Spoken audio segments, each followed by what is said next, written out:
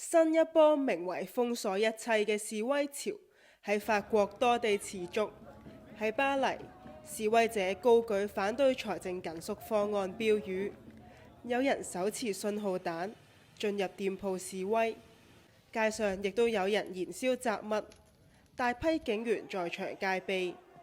受罷工影響，部分旅遊景點，例如巴黎鐵塔要關閉，地鐵線亦受阻。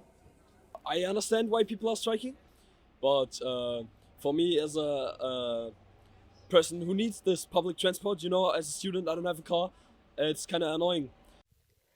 呢次嘅政治危機源於法國，公共債務高達超過3萬億歐元，舊年嘅預算赤字接近歐盟3%上限嘅2倍。當局喺7月提出年嘅預算案向社福政策開刀，削減440億歐元支出，以緩解公共債務。措施包括取消2日公眾假期，又將醫保支出增幅減半等，引起民憤。The government of now French is not very good. Not very good.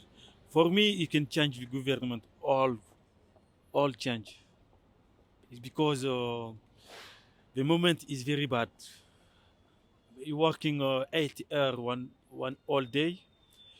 The money is make is small. 上個月臨危受命接任總理嘅勒科爾尼曾經同工會見面，但係工會認為勒科爾尼冇就訴求提出清晰嘅回應，於是喺星期四再發起罷工。